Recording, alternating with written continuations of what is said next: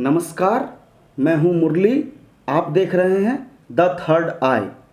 आज बात देश के किसानों की, जो धूप गर्मी बरसात में मेहनत करने जाता है, हमारे लिए 2 वक्त की रोटी का इंतजाम कर लाता है, वो हमारे देश के अन्नदाता हैं।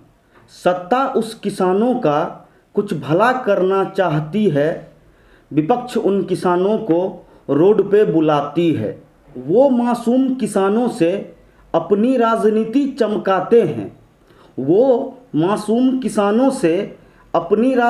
चमकाते हैं। जिस पार्टी का लाडला सांसद सत्र छोड़ अमेरिका उड़ जाते हैं। सच से इनको डर लगता है, झूठी बातें बतलाते हैं। जिस बिल का ये विरोध कर रहे, वो अपनी मैनिफेस्टो में लाते हैं। लेकिन ये सारी बातें भला कौन बतलाता है?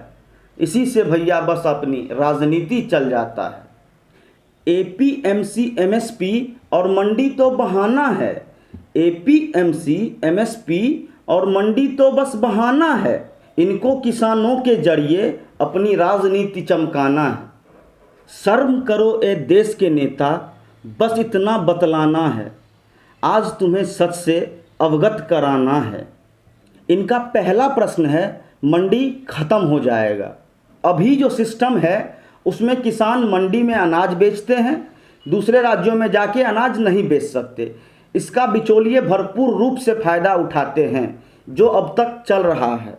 नई बिल में किसान कहीं भी किसी को भी अपना अनाज बेच सकते हैं, और हाँ, मंडी में भी। जो भी वो पैदा करता है दुनिया में कहीं भी बेच सकता है, जहां चाहे वहां बेच सकता है।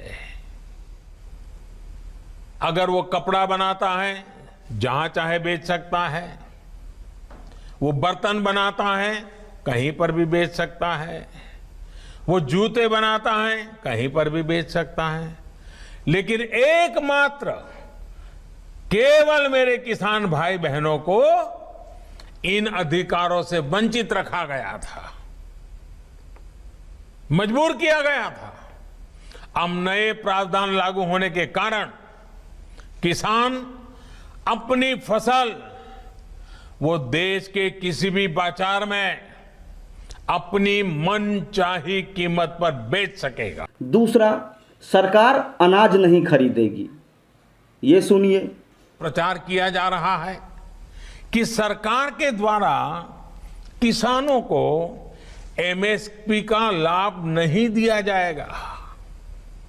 ये भी मनगढ़ंत बातें कही जा रही हैं कि किसानों से धान, गेहूं इत्यादि की खरीद सरकार द्वारा नहीं की जाएगी।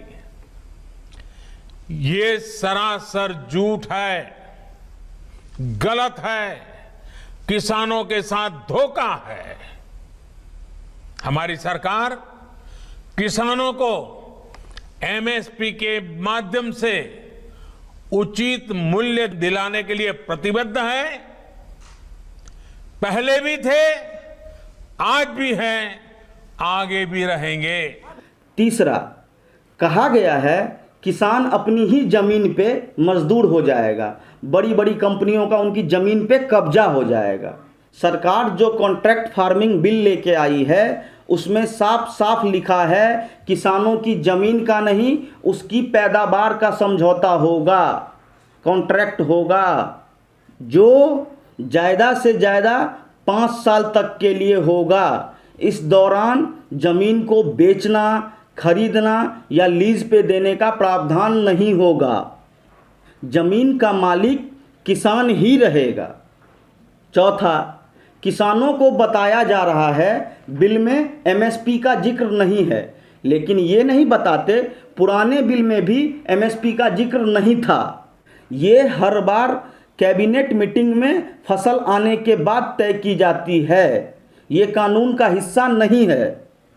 एमएसपी जैसे है वैसे आगे भी रहेगी। मंडी जैसे है वैसे आगे भी रहेगी।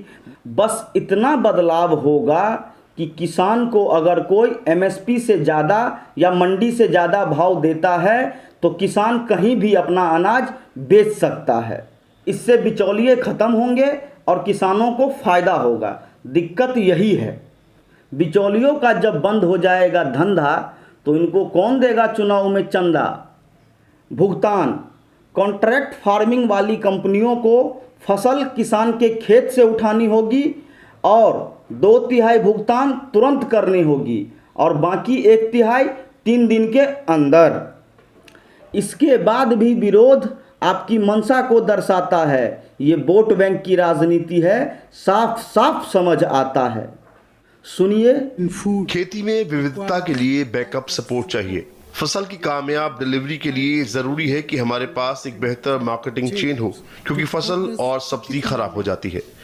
मैंने प्लानिंग कमीशन और कृषि मंत्रालय से कहा है कि 12वीं पंचवर्षीय योजना में इस पर फोकस करें। मार्केटिंग में मॉडर्नाइजेशन का मतलब ये है कि हमें प्राइवेट सेक्टर को इसमें शामिल करना होगा। सुरक्षित रहें। धन्यवाद। अगर आपको हमारा वीडियो पसंद आया तो सब्सक्राइब ज़रूर करें और हाँ, दोस्तों को ज़रूर दिखाएं।